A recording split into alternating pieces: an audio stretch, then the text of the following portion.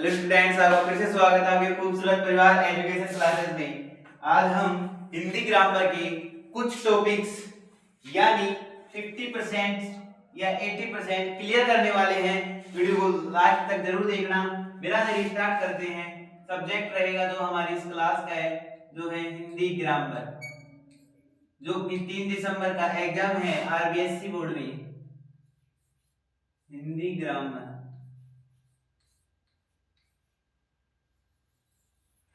इसमें हम जो फर्स्ट टॉपिक पढ़ने वाले हैं वो है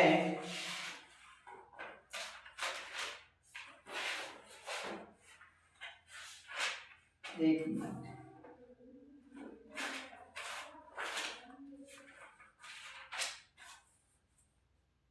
हमारे फर्स्ट है व्याकरण में पद भाग में पद भेद हैं जो संज्ञा, सर्वनाम, विशेषण, क्रिया और अव्यय। संज्ञा पद भेद,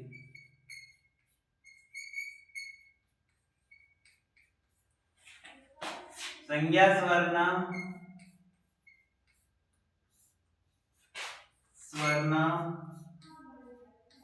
विशेषण,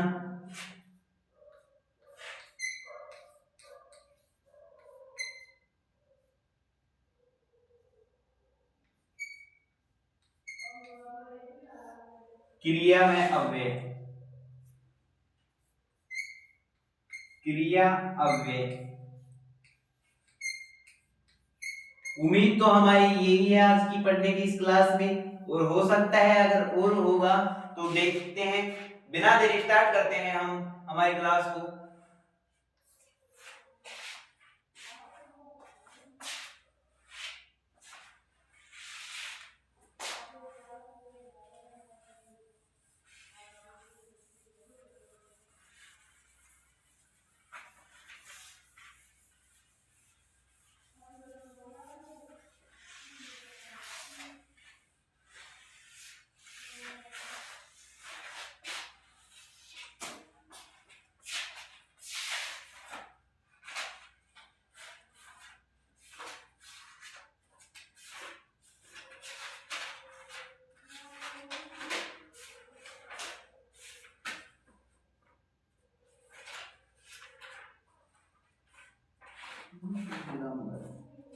पद भेद में हमें अर्थ के आधार पर भेद हैं। अर्थ, पद भेद का अर्थ होता है अर्थ, ध्वनि, उत्पत्ति।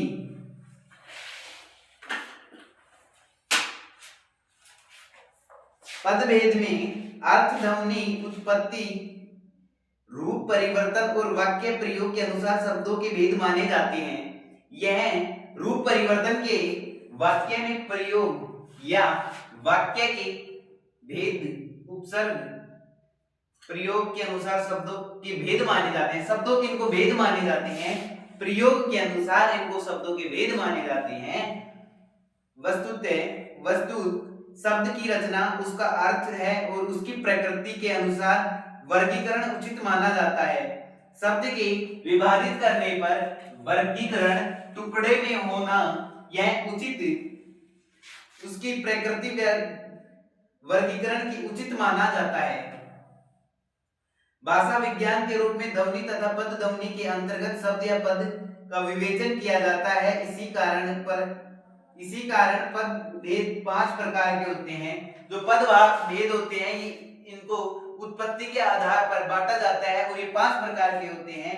पहला होता है अर्थ के आधार पर, उसके अर्थ है जिसके आधार पर। सेकंड है रचना में उत्पत्ति के आधार पर भेद, उत्पत्ति के आधार पर भेद। थर्ड, फोर्थ है ध्वनि के आधार पर भेद। फिफ्थ है रूप परिवर्तन के आधार पर भेद। फर्स्ट है हमारा अर्थ के आधार पर भेद। अर्थ की दृष्टि से शब्द 2 प्रकार के होते हैं। अर्थ की दृष्टि से शब्द 2 प्रकार के होते हैं। फर्स्ट होता है सार्थक और सेकंड होता है निरर्थक। फर्स्ट है सार्थक, सेकंड है निरर्थक।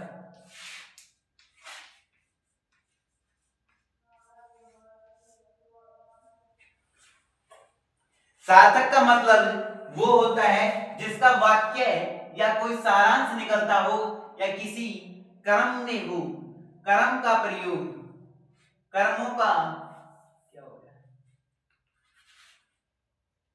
यानी वो सार्थक शब्द जिसमें सकर्मक क्रिया में कर्म दोनों पाए जाते हैं वो तो होता है सकर्मक, और सार्थक है, ये सकर्मक क्रिया नहीं है, सार्थक। सार्थक वो शब्द होते हैं, सॉरी गलती हो गई, क्रिया की जगह बोल दिया। सार्थक वो शब्द होते हैं जिनका प्रयोग किए जाने पर कोई सही चीज का, जैसे राम स्कूल जाता है, सार्थक शब्द है। राम स्कूल जाता है, सार्थक बात हुई है, सही बात हुई है, पता है। और निरर्थक वो शब्द होते हैं जिसमें असंभव, पता नहीं, अनिश्चित, अनिश्चित या कोई भी चीज को हमें पता नहीं हो, उसका कोई अर्थ नहीं हो, उसे हम निरर्थक कहते हैं। सार्थक दो या दो से शब्दों से अधिक वर्णों के मेल को हम सार्थक शब्द कहते हैं, यानी दो या दो से जुड़कर बने, जैसे राम स्कूल, राम प्लस, नहीं वैसा एग्जांपल नहीं, विद्या प्लस आल्य, विद्यालय, ये शब्द बना तो सार्थक है। निरर्थक शब्द वो नहीं, सार्थक शब्द वो होते हैं जिनमें दो शब्दों का मेल होकर, दो शब्द, जो शब्द सार्थक शब्दों के मेल को समूह होता है उसे हम शब्द कहते हैं। फिर वाक्य का निर्माण होता है इसके बाद, वो भी देखेंगे। फर्स्ट है वाचक, लोक व्यवहार व्याकरण कोशी आदि के प्रमुख अर्थ के लिए प्रयुक्त होने वाले पद हैं, वाचक कहलाते हैं। ये हमें इतने नहीं आएंगे, और हमें ये देखना है यौगिक, नहीं यौगिक, योगरूप, योगरूप जो शब्द होता है, यौगिक जो शब्द दो या दो से अधिक शब्दांश हो अथवा शब्दों के योग से बनते हैं वे यौगिक कहलाते हैं। दशानन, 10 प्लस आनंद, इसी की तरह विद्या प्लस आल्य की तरह 10 प्लस आनंद, आनंद दो या दो से अधिक शब्दों के मेल से जो शब्द बनता है उसे ही हम योगरूप शब्द कहते हैं, योगरूप। सेकंड है यौगिक, जो शब्द दो या दो से अधिक शब्दांशों अथवा योग का, ये तो यौगिक है, ये जो शब्द बनेगा ये यौगिक है। और थर्ड सेकंड है इसका जो देखते हैं, ये यौगिक है। योगरूप वो जो शब्दांश दो अधिक शब्दों के मेल से बने ही हो किंतु साधारण अर्थ को छोड़कर किसी विशेष अर्थ के व्यक्त होते हैं, योगरूप कहलाते हैं। जलज, जल प्लस जय, जलज दिया है यहां हमें, जलज, योगरूप शब्द में हमें जलज दिया, इसका हम संधि विच्छेद या शब्द विच्छेद करेंगे, जल प्लस जय, जलज। किसी विशेष रूप या अलग परिवर्तन हो उसे ही हम जलज कहते हैं। उत्पत्ति के आधार पर हिंदी में प्रयुक्त अलग अलग स्रोत उत्पन्न माने जाते हैं। इस दृष्टि के इसके 4 भेद हैं। 10th क्लास में इसके 4 भेद हैं उत्पत्ति के, वैसे अलग अलग भी अलग अलग टाइप माने जाते हैं। फर्स्ट है हमारे तत्सम। तत्सम शब्द दो शब्दों के तत् प्लस सम से बनता है। तत्सम जो शब्द बनता है तत् प्लस सम से बनता है, और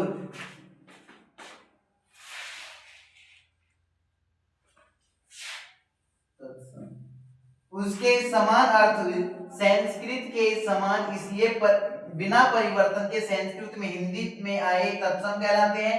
यथा मातृग्रह ज्ञान, मातृ जो शब्द है, पितृ, मातृ, ये संस्कृत में यूज किए जाते हैं, और जो कि हमारे यहाँ तत्सम शब्द होते हैं जो कि संस्कृत शब्द भी कहलाते हैं। जैसे मातृ संस्कृत में भी आता है और हिंदी में भी आता है, पितृ, मातृ, भ्राता, भगिनी।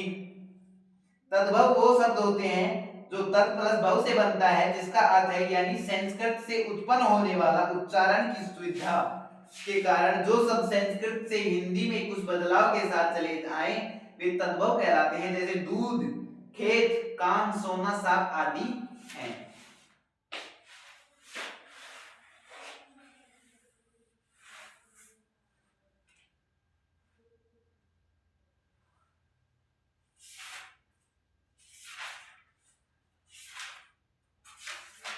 अब बात आती है हमारी संज्ञा की। संज्ञा, संज्ञा एक विकारी शब्द है संज्ञा है जो एक विकारी शब्द है।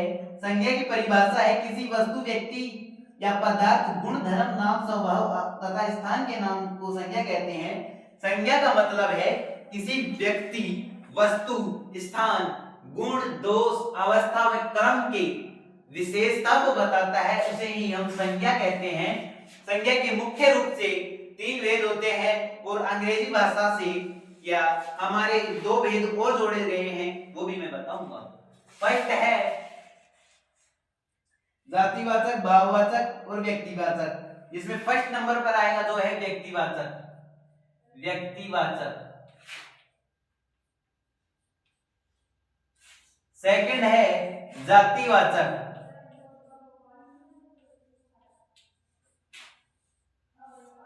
थर्ड है भाववाचक। जो 2 शब्द हैं उनको मैं इनके बाद बताऊंगा, इनको क्लियर करने के बाद 2 जो भेद है उनको भी बताऊंगा। जैसे भारत, हिमालय, राम, जयपुर, मेज, पानी। भारत, मेज, विद्यालय, ये चौक, डस्टर, ब्लैक बोर्ड, ये सभी क्या है? किसी चीज की व्यक्ति, वस्तु या स्थान। रोहन जयपुर गया है, क्या हुआ? जयपुर गया है, क्या हुआ उसका? व्यक्ति, वस्तु या स्थान। व्यक्ति, जाति या भाव। जैसे व्यक्तिवाचक में हम बात करें तो राम कल स्कूल आया था। कौन आया था स्कूल? राम। राम किसी व्यक्ति का नाम है तो ये व्यक्तिवाचक हो गए। जाति जैसे कोई बूढ़ा है या किसी भी जानवर के बारे में हम कहें उसकी जाति क्या है? पक्षी है, जानवर है, इंसान है, बुढ़ापा आ गया, वो है उसकी जाति। भाववाचक वो जो हमारे मन की भावनाओं को व्यक्त करते हैं या हम किसी को उस तरह से जैसे वो जाने पहचाने हो। या व्यक्तिवाचक संज्ञा जिस संज्ञा शब्द से किसी जाति के एक वस्तु, स्थान, एक व्यक्ति का बोध हो उसे व्यक्तिवाचक संज्ञा कहते हैं। जैसे कि व्यक्तिवाचक संज्ञा वो संज्ञा होती है जो कि जिसके नाम से हमें उसकी जाति का बोध हो। जैसे कमल, कमल फूल है, इसकी जाति क्या है? कमल फूल। किसी व्यक्ति, वस्तु या स्थान के नाम के दोष। किसी व्यक्ति, वस्तु, स्थान का नाम, व्यक्ति नहीं, वस्तु का नाम नहीं। यह एक कमल का पेड़ है, यानी ये फूल है कमल का, तो ये कौन सी हो गई? व्यक्ति। यानी इसमें बताया है किसका है ये फूल, किसका है? कमल का। जो संज्ञा हमें निश्चित रूप से उसी चीज का बोध या भाव को दर्शाती है उसे ही हम व्यक्तिवाचक संज्ञा कहते हैं। सेकंड है हमारे भाव जातिवाचक संज्ञा जिस संज्ञा से किसी एक जाति या वर्ग का समूह को वस्तुओं का बोध होता हो उसे जातिवाचक संज्ञा कहते हैं। पर्वत, नदी, नगर, पक्षी, फूल, बंदर, लड़का आदि देश। ये किसी जाति के एक वर्ग या समूह की दृष्टि से बताए जाते हैं। जातिवाचक वो होते हैं जैसे नदी, नदी में कितना भी पानी हो, कैसी भी हो, किसका बोध हुआ? उसकी जाति क्या है? नदी। पेड़, पक्षी, जानवर,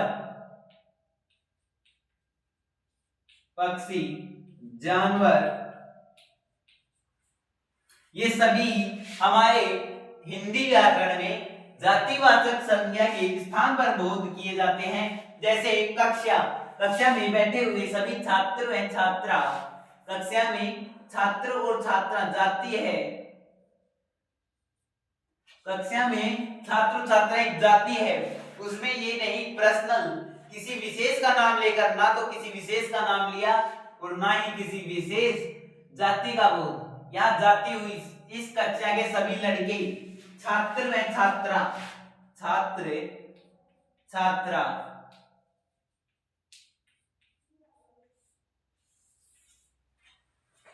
थर्ड है हमारी भाववाचक संज्ञा। भाववाचक संज्ञा जिस संज्ञा शब्द के किसी पदार्थ के गुण, दोष, धर्म, अवस्था, भाव, विभिन्न व्यापारों आदि का बोध होता हो उसे भाववाचक संज्ञा कहते हैं। जैसे मिठास, बुढ़ापा, लिखावट। जैसे बुढ़ापा उसकी क्या है? अवस्था है। अवस्था है क्या? बुढ़ापा।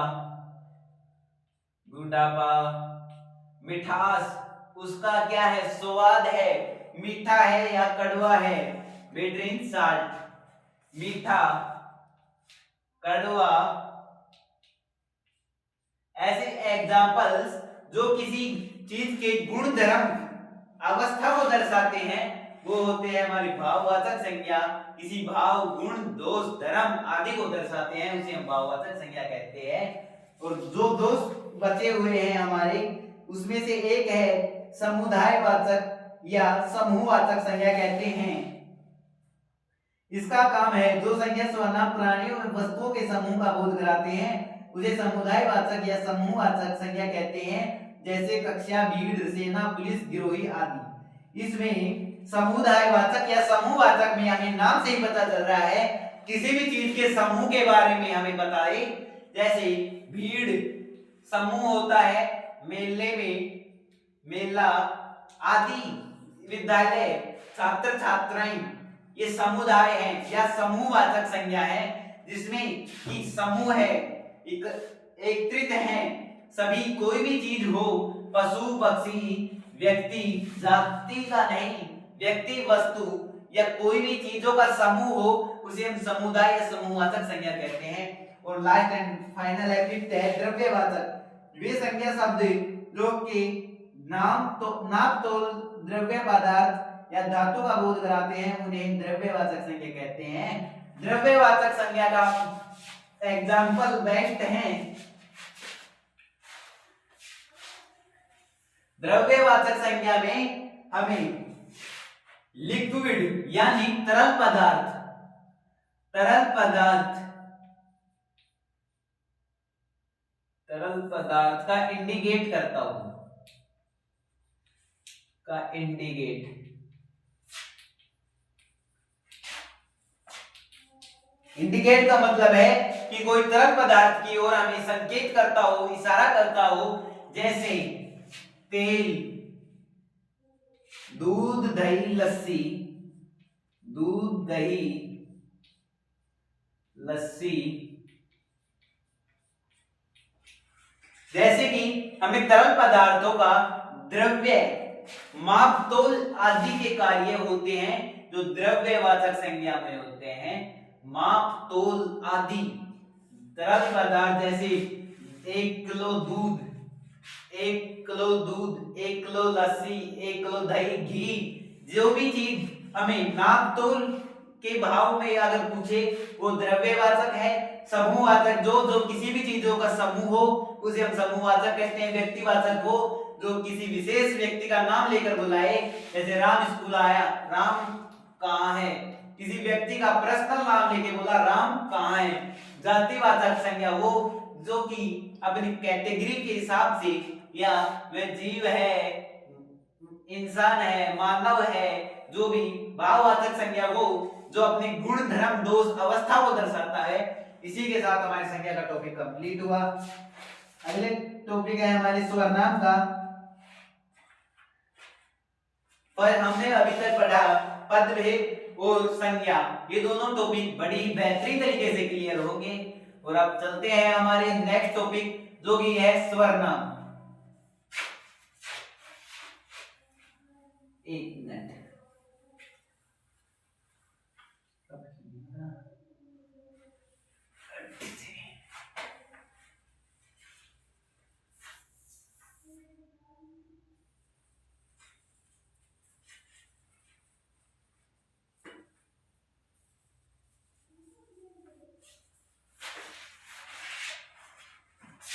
थर्ड हमारा टॉपिक है स्वर्नाम। थर्ड टॉपिक है स्वर्नाम।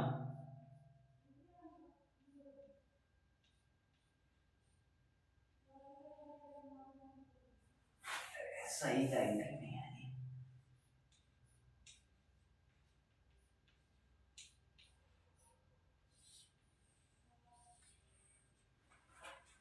थर्ड टॉपिक है हमारा स्वर्नाम। स्वर्नाम की परिभाषा देखेंगे, उसके उदाहरण देखेंगे और फिर हम अगले टॉपिक की ओर जाएंगे। स्वर्नाम की परिभाषा है जिस शब्द का प्रयोग संज्ञा के स्थान पर किया जाता हो। संज्ञा के स्थान पर यानी संज्ञा में क्या क्या आया था हमारे पास, गुण, व्यक्ति, वस्तु,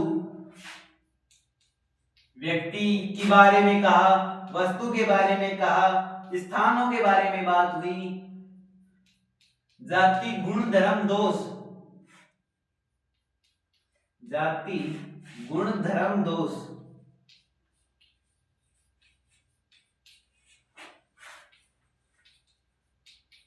दोष, इनके स्थान पर आए जाने वाले शब्दों का प्रयोग, उसे ही हम सर्वनाम कहते हैं। ये तो एग्जाम्पल के तौर पर बताए हैं, जैसे एग्जाम्पल से हम और बेहतरीन तरीके से क्लियर करेंगे।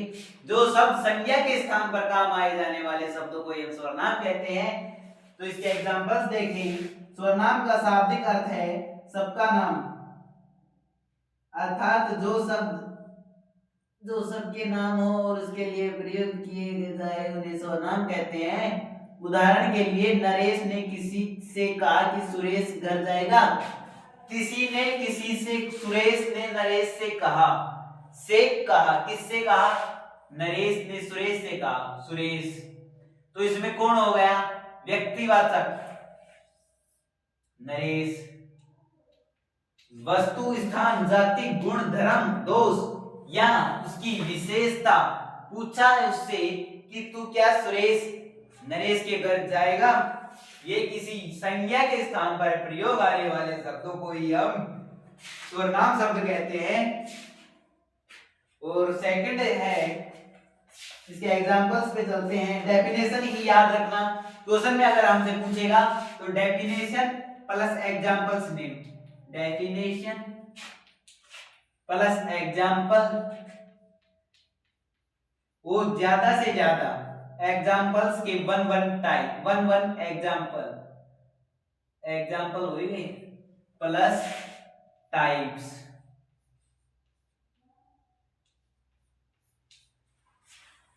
सर्वनाम की परिभाषा, उसके भेद और उनके एक एक भेदों के उदाहरण जरूर पूछ सकता है, और बाकी सर्वनाम में कुछ नहीं पूछेगा, वो हम पढ़ने वाले हैं।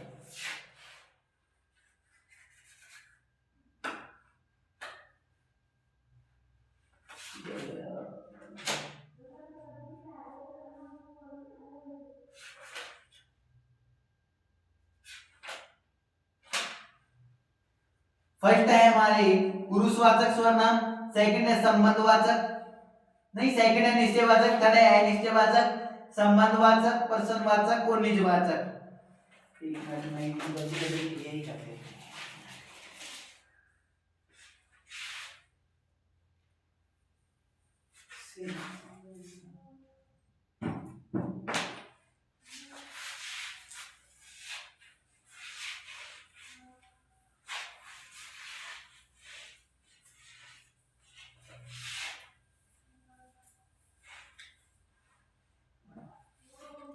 फर्स्ट है हमारे पुरुषवाचक सर्वनाम, जो सर्वनाम शब्द या शब्द का प्रयोग किसी पुरुष के स्थान पर प्रयुक्त होता हो उसे पुरुषवाचक सर्वनाम कहते हैं।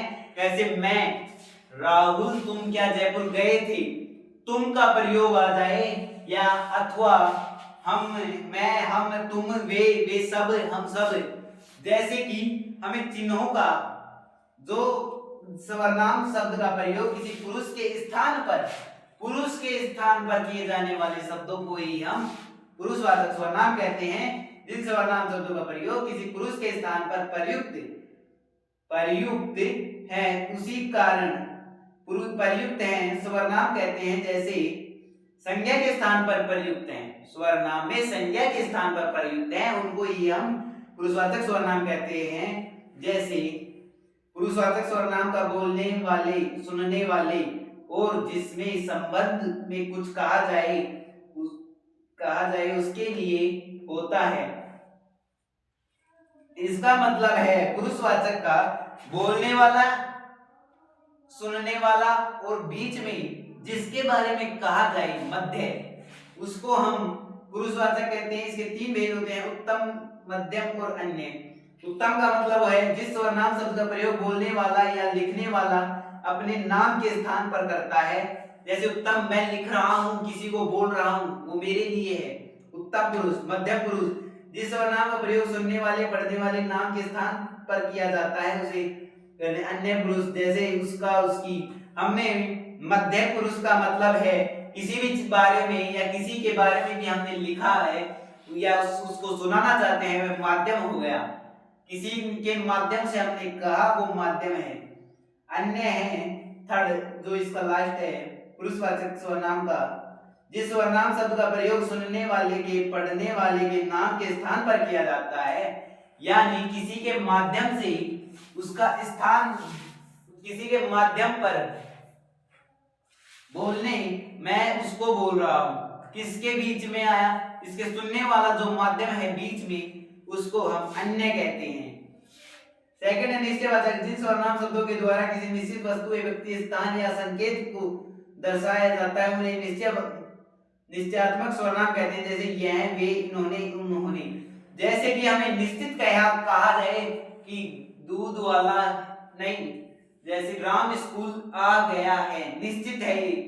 और अनिश्चित वो जिसमें हमें जो सर्वनाम जिसे हमें निश्चित संज्ञा सर्वनाम का भेद, संज्ञा सर्वनाम की विशेषता नहीं पता चलता, वो है अनिश्चित। जैसे नीचे कोई खड़ा है, कोई निश्चित नहीं है, कोई खड़ा है, खड़ा तो है पर कोई पता नहीं कौन है।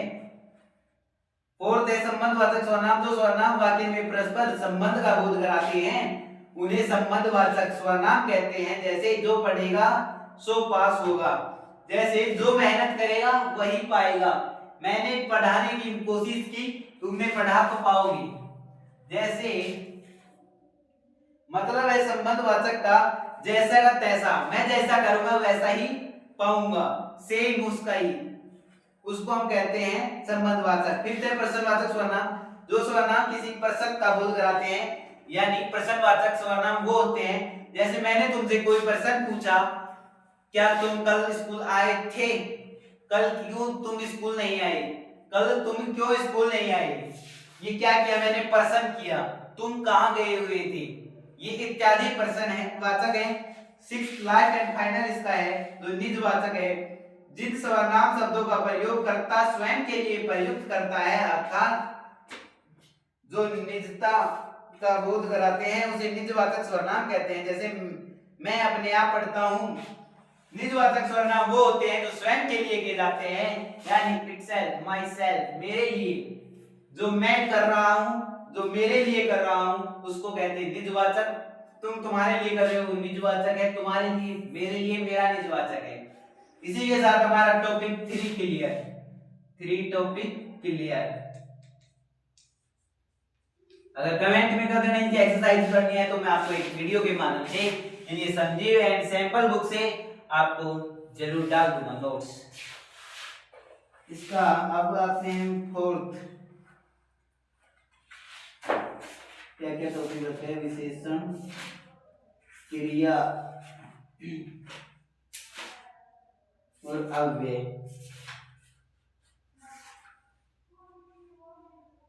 चलो करते हैं, कोई बात। विशेषण करने के बाद 5 मिनट का ब्रेक मिलेगा। दो शब्द संज्ञाएं सर्वनाम की विशेषता को बतलाते हैं उन्हें विशेषण कहते हैं। जैसे सुंदर बालक, पीला साड़ी, भाव, भाव भर दही, जो दो बंदर आदि, पाव भर दही, दो बंदर आदि। जो शब्द संज्ञा या सर्वनाम की विशेषता, संज्ञा में पढ़ा किसी व्यक्ति वस्तु की स्थान, सर्वनाम में पढ़ा जो संज्ञा के स्थान पर काम आए जाने वाले को शब्द को हम सर्वनाम कहते हैं। और थर्ड हमने जो पढ़ रहे हैं विशेषण है, जो है संज्ञा और सर्वनाम की विशेषता को बतलाते हैं, संज्ञा और सर्वनाम की विशेषता को बतलाते हैं, उन्हें हम विशेषण कहते हैं। विशेषण के भेद, विशेषण के मुख्य रूप से 4 भेद होते हैं। फर्स्ट है गुणवाचक, संख्यावाचक, परिमाणवाचक और फोर्थ है सार्वनामिक विशेषण। फर्स्ट है गुणवाचक, जो शब्द किसी व्यक्ति, वस्तु, स्थान के रंग, रूप या गुण संबंधी विशेषताओं को प्रकट करते हैं उन्हें हम गुणवाचक विशेषण कहते हैं। जैसे यह सुंदर गाय है, यह लाल फूल है।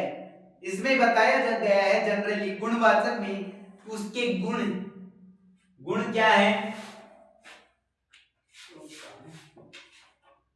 गुण है वह सुंदर रंग, सुंदर रंग, कपड़ा या जो भी उसकी गुण है वह लेट उठता है। लेट क्या है उसका गुण है, लेट उठता।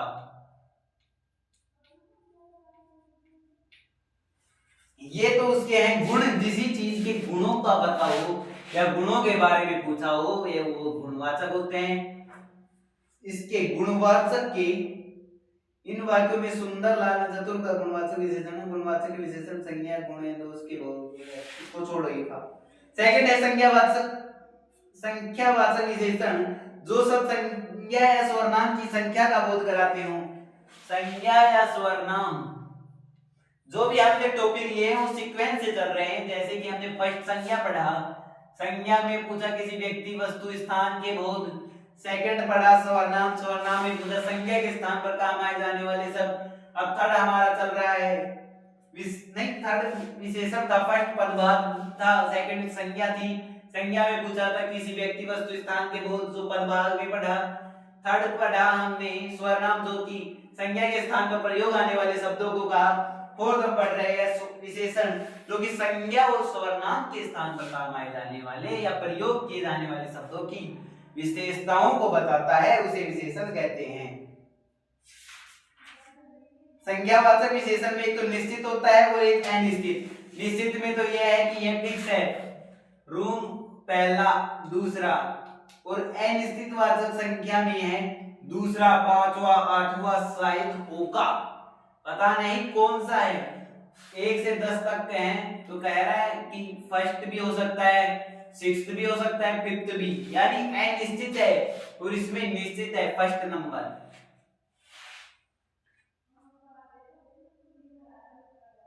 अनिश्चित वाचक संख्या में है जैसे कई, कुछ, बहुत, थोड़े। निश्चित में तो हुआ 5, 6, 1, 10। अनिश्चित में हुआ बहुत कम, बहुत कम, थोड़ा इत्यादि। इनको हम अनिश्चित कहते हैं। थोड़ा क्या, निश्चित मात्रा नहीं है, not quantity, not equal and not quantity of the equal and परिमाणवाचक विशेषण है हमारा थर्ड। जिन शब्दों का संज्ञा या सर्वनाम पर नामतोल संबंधी विशेषताओं को ज्ञात करता हो उसे परिमाणवाचक कहते हैं। जो संज्ञा या सर्वनाम किसी नापतोल, जैसे कि हमने संज्ञा में पढ़ा था द्रव्यवाचक संज्ञा में नाप और तौल, उससे यहाँ पर बात हुई है परिमाणवाचक, किसी चीज का परिमाण। जैसे दूध थोड़ा है, पाव भर चीनी, गज भर कपड़ा। पाव भर चीनी है, किसी परिणाम, नाप तोल आदि के स्थान पर प्रयोग किए जाने वाले शब्दों को हम कहते हैं परिमाणवाचक संज्ञा, नहीं परिमाणवाचक विशेषण, सॉरी परिमाणवाचक विशेषण।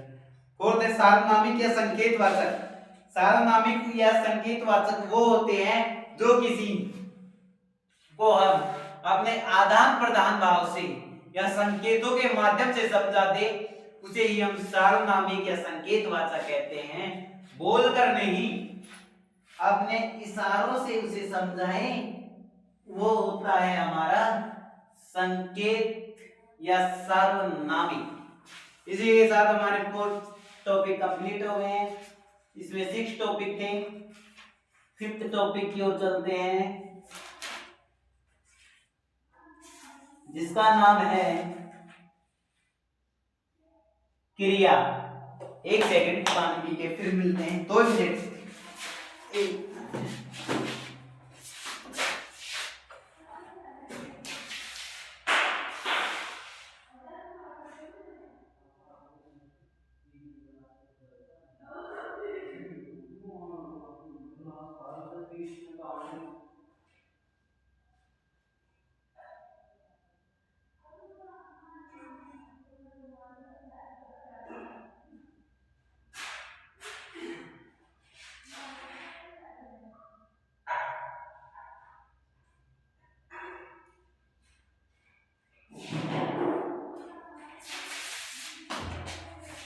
आ गया।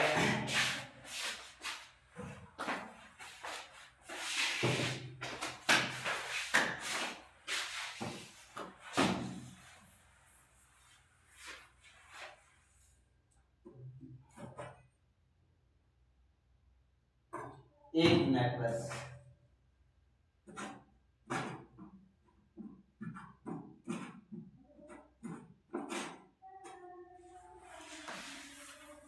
ढीला हो गया अब तो, ऐसे नहीं साफ हो रहा था, सूख जाएगा अपने करने नहीं कि हम सूख जा।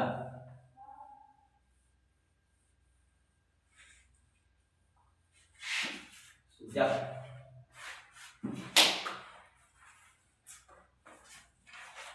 अब हमारा टॉपिक है विशेषण पूरा हो गया क्रिया, और इसके बाद लास्ट टॉपिक है, फाइनल टॉपिक है जो कि है अव्यय।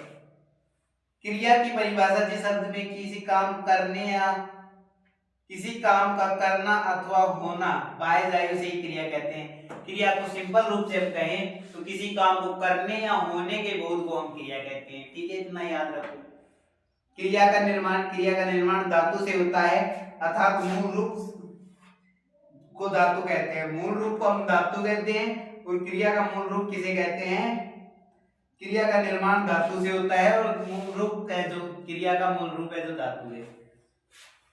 क्रिया के बोध सकर्मक और अकर्मक, ये फर्स्ट में बता रहे थे मैं गलती से सार्थक और निरर्थक शब्द की वजह से सार्थक शब्द में बताया था और निरर्थक शब्द में बता रहे। सकर्मक क्रिया है जिन क्रियाओं के व्यापार में कार्य का फल कर्ता पर नहीं पड़कर कर्म पर पड़ता है।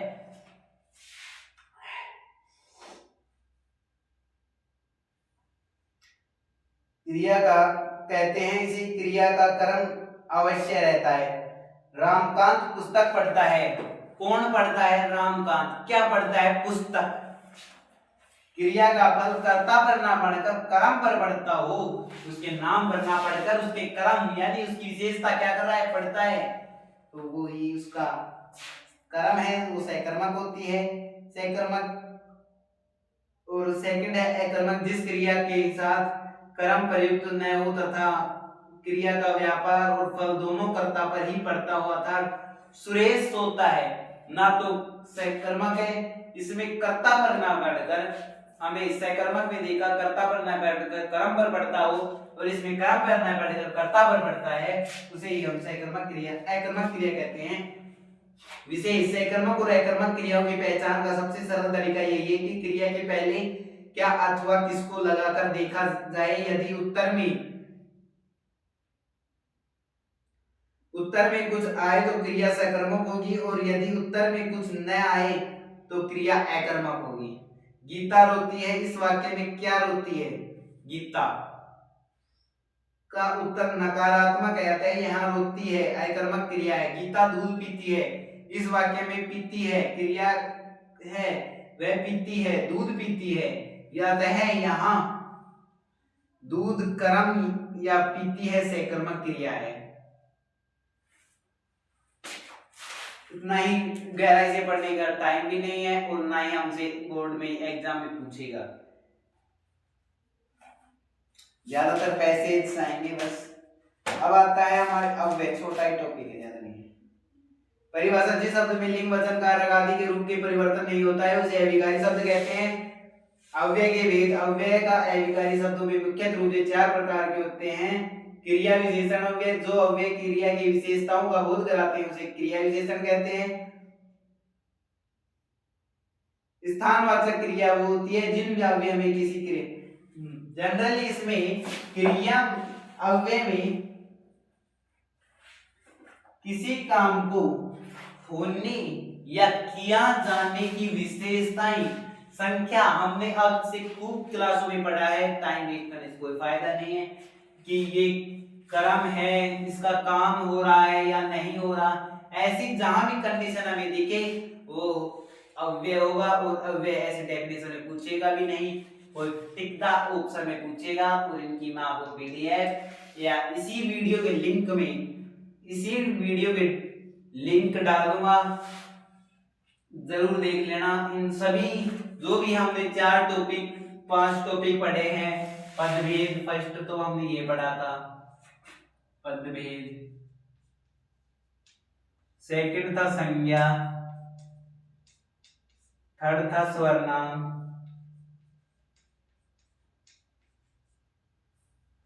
फोर्थ था विशेषण, और फिफ्थ है अव्यय। इन सभी की मैं PDF आपको इसी वीडियो के नीचे डिस्क्रिप्शन में लिंक मिल जाएगी। ओके, उम्मीद करता हूँ यहाँ तक का मामला क्लियर होगा। और आपको बता दें, अगर आपने अभी तक नहीं देखा तो एक वीडियो अपलोड हुआ है शाम को, जिसमें हमारा एजुकेशन क्लासेस कल एक न्यू बैच लॉन्च कर रहा है। 1 दिसंबर से 10 फरवरी तक जीरो से हीरो बनाएंगे, 0 to 100 syllabus complete on free. 2 classes होगी, एक क्लास 1.5 घंटे की होगी 4 बजे से, एक तो होगी 5:30 और दूसरी होगी जो 6 से 7:30 बजे। ये 2 क्लास होगी। और 1 दिसंबर से 10 फरवरी तक, 12 फरवरी से अपने एग्जाम्स हैं और एग्जाम्स में भी कंटिन्यू क्लासेस आएंगी ऑल सब्जेक्ट्स, यानी जिस दिन जिस सब्जेक्ट का होगा उसी सब्जेक्ट की 6 दिन क्लासेस चलेगी। बेहतरीन तरीके से क्लियर करने वाले हैं। तो जैसा भी आपके एग्जाम उम्मीद करता हूँ सभी की बढ़िया होंगे, और नहीं की हुई तो आने वाले टाइम में हम बहुत ही बढ़िया और बेहतरीन तरीके से क्लियर करने वाले हैं। Thanks students. अगर आपने अभी तक चैनल को सब्सक्राइब नहीं किया तो like and subscribe and share जरूर करना। Thanks students, good night.